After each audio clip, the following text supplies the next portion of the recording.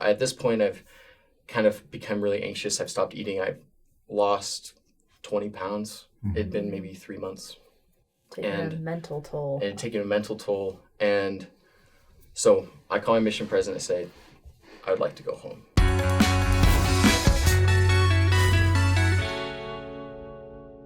Hey guys, welcome back to Saints Unscripted. We're here with Ethan, and he's going to share his story. We're excited to have him on, and I'm stoked to be here.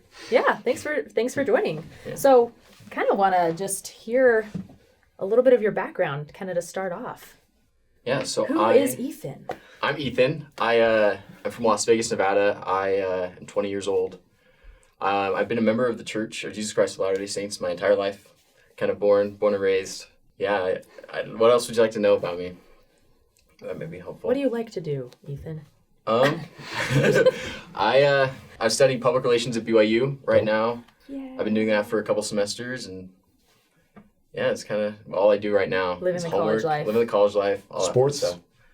Not playing any sports really, other than like the casual basketball and volleyball. Cool. So from what we understand so far, we don't know the whole story, but you came home early from a mission because you had some kind of difficulties that you experienced there.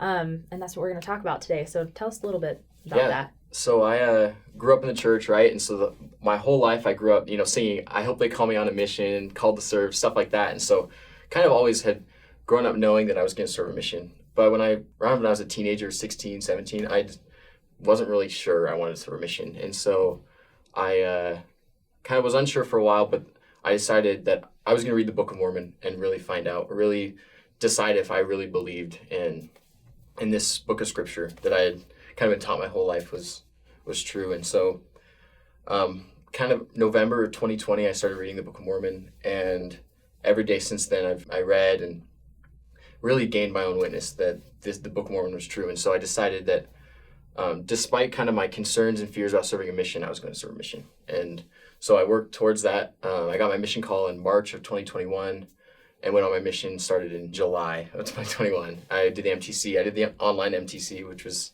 a really cool experience, actually. It was kind of fun to be there with my family, kind of in and out of class. A little more relaxed. I've heard good things about it. Yeah, it was really good. It was really fun. I got to spend time with my family. Before I left, my siblings came and visited and kind of got to spend some time with them before I really started. It was a nice transition period. So I left for the mission field in August, and I got there and kind of experienced some difficulties. Because of kind of the overflow of COVID missionaries not getting to go to their original assignments, there was a lot of missionaries. So there was a lot of trios that happened. So normally you have the two companions. Well, there were three of us. And You weren't a reassignment. I was a reassignment. Yeah. So I was originally called to Chile. It was a reassignment. I was only supposed to be there couple months. They thought Visa, so. Whatever. So I get there. I'm in a trio, and I'd always heard trios were difficult, and I was not ready for how difficult a trio would be. So I was assigned to an area about an hour from the mission home, and with my two companions, and I thought they were cool at first, and I quickly realized that this experience was going to be a lot harder than I was anticipating. Kind of from the get-go, some hazing tactics. You have a lot of missionaries tell stories about, they go to pray for the first time, and their missionary and their companion pulls out a picture of Joseph Smith, and they're teasing you that and I'm I know we don't do that. So I was like, haha, you guys are so funny. And it kind of started to get worse. They never called me my name. They never called me elder. They just gave me a nickname that was demeaning and very hurtful. And it kind of caught on with some other missionaries in my zone and in my district, which hurt my feelings. And I was new, and I was like, maybe this is just how it is. I don't know. And yeah, you don't know what to expect when you're new. And I was had heard that this is kind of how it is. That you tease the new missionaries, and and so I kind of dealt with that. I wrote my mission president every week and was like, hey, this is what's going on, and he would write me something like, have faith. This is really hard. This is kind of part of it. Forget yourself, go to work. Forget yourself, go to work. Yeah. Right. And I heard that a lot, and so I tried to forget myself and go to work, but they kind of kept bullying me. Were not very nice. there was one time I was learning Spanish because I was kind of getting ready, supposed to go to a different country, and I was praying in Spanish, and then they kind of were teasing me, and so I just decided to pray in English. And then they started teasing me about that, and then one time as I'm praying, and one of my companions grabbed a Book of Mormon off the table while we were kneeling and smacked me across the face with it. And Wow. And I kind of like was taken aback a little bit. I was like, I don't think he's supposed to do that. And then they kind of exchanged laughter, and that was really, I think that was the first time I realized like, oh, I think something's wrong here. Mm-hmm. And I kind of lost a little bit of my light at that point, and they kind of just had started to wear on me. It had been maybe 3 weeks at this point, and we had interviews with our mission president sometime in that beginning time, and I met with him, and I'm sitting down and I'm kind of telling him a little bit about what's going on. I'm like, they're not treating me very nicely. Like, I don't know how much of this is just kind of like me adjusting and how much of this is a real problem. Yeah. And I was like, I just don't know how much longer I can do it like this. And I know he meant everything he said with the best of intentions, but basically he told me that there was nothing he could do because this is just part of being a missionary. And he was a new mission president, and he had not really dealt with he was only there maybe a month longer than I had been. So I'm not sure he had dealt with the situation like this. Yeah. And so he kind of gave me some words of encouragement and kind of sent me back out to kind of keep spreading the word. And so I kind of kept trying to do that, and I'm telling my parents every week when I'm on the phone with them that I don't know what to do here, like trying to figure out what to do. And I had started to hear the words, there's a phrase that sometimes goes around missions that is, it's better to return home in a coffin than return home early. And I had started to think about going home. I was like, I don't know if I was ready for this. And so that phrase kind of had started to circle my mind a little bit. And so I was like, well, that's a problem. So I call my mission president and I say, hey, I'm starting to, have some negative thoughts. I'd like to talk to someone about it. So he refers me to family services. And so we kind of talked for like 45 minutes once a week, and it was not helpful.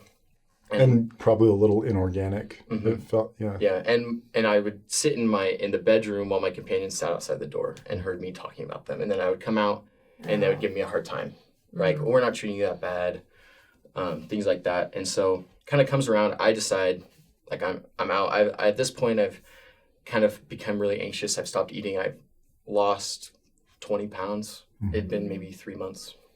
Taking a mental toll. And so I call my mission president and say, I would like to go home. And he drove down. It was a Sunday. He drove down from the mission home, and he came we met at the church, and he pulled me into a room, and we talked for a minute, and I kind of was explaining to him, and he kind of gave me the same pep talk of like, you can do this, like, forget yourself and go to work. And I just had said, I think I'm done. And he looked at me and he said, going home early from your mission will be the greatest regret of your life. I decided I was going to stick around, try one more transfer. And one of my companions got transferred out, and I was stuck with a companion who'd been out longer.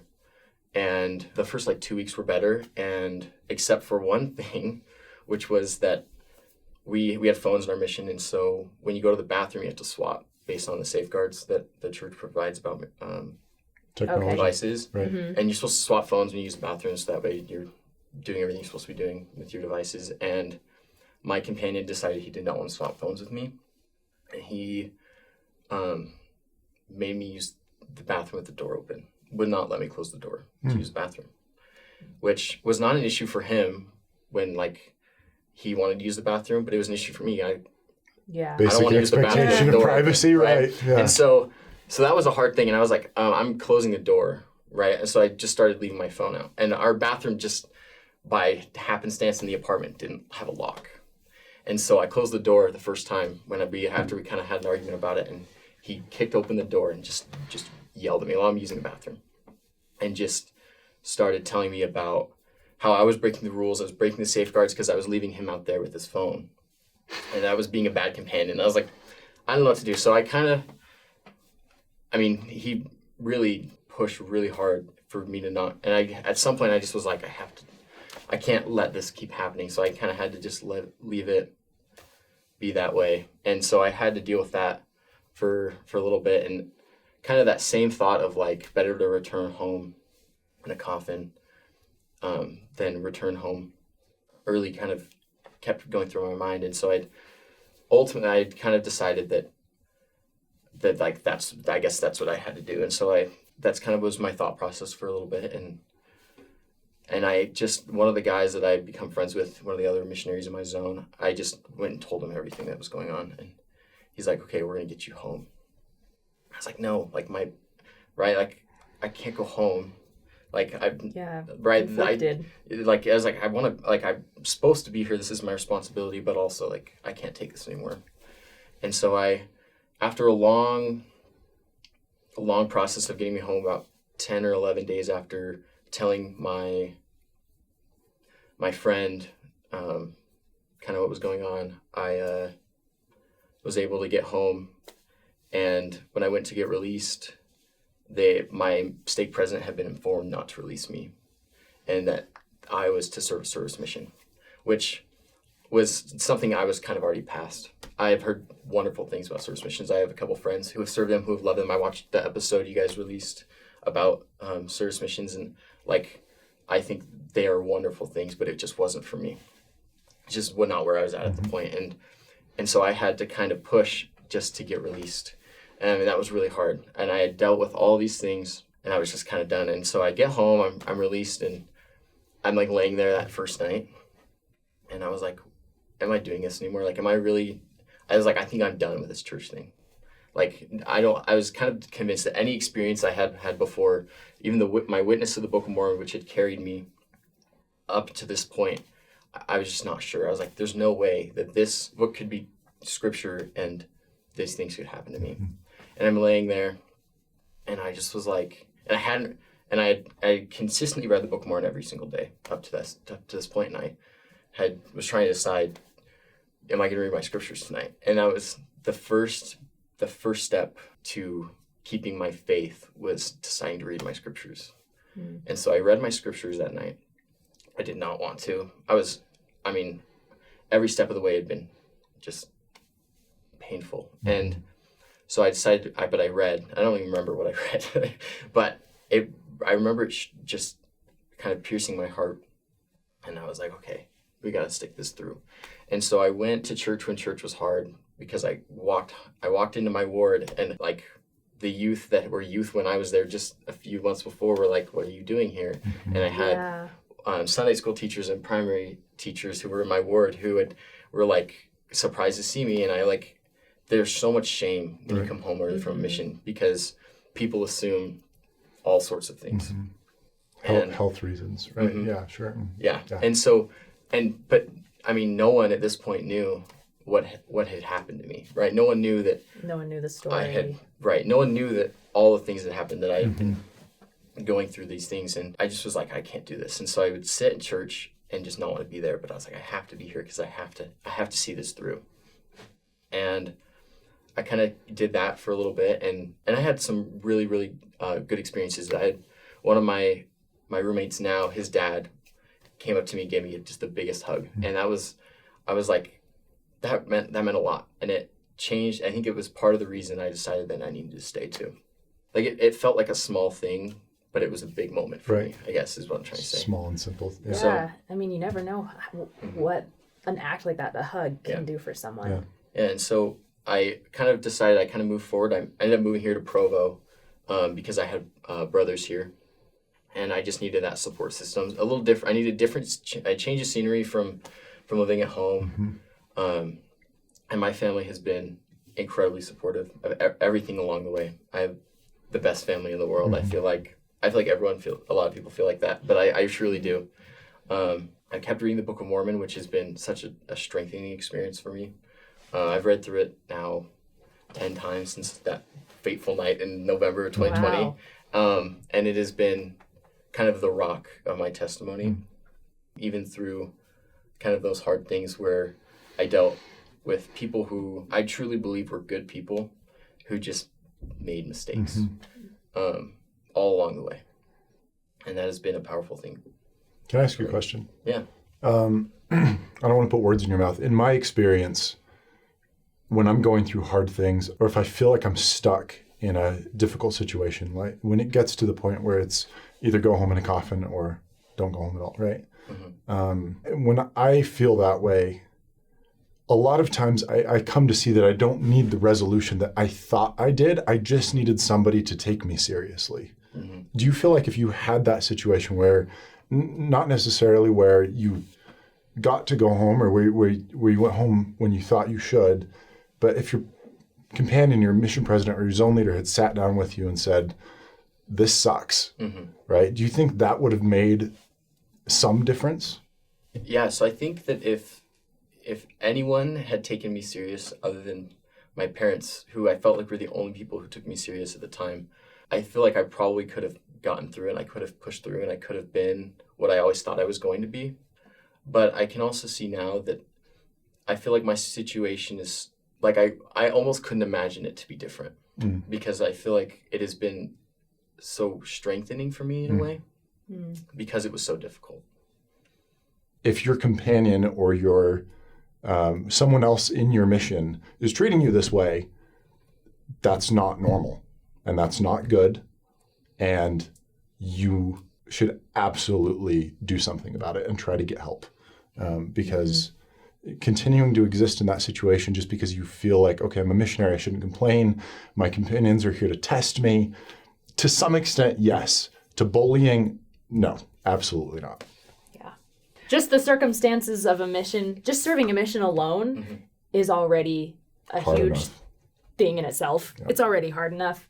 And there should be no reason for people to be making it harder. And people do make mistakes, and that's good that you acknowledge that, but and also... I think that everyone... And I think that there's a level of, like, understanding that for me, too, has been a blessing in my life, to know that these are just people who are making mistakes. I don't think anyone was sitting there. I don't think that they got together before they met me and were like, we're going to make his life miserable. I think that it just kind of was the perfect recipe for disaster. Yeah.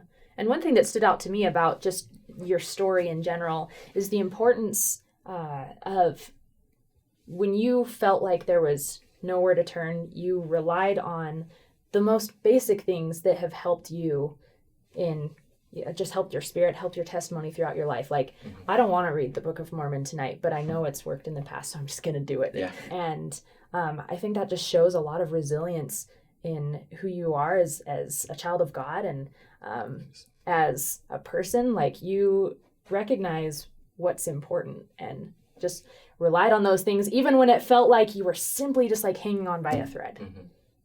We just want to send love to all of our missionaries and people who have come home, people who have served full-time, people who have served 1 month or 2 months. It does not matter. We love all of you so much, and whatever you do, however you serve a mission, you are still awesome, okay? Like, don't be too hard on yourself.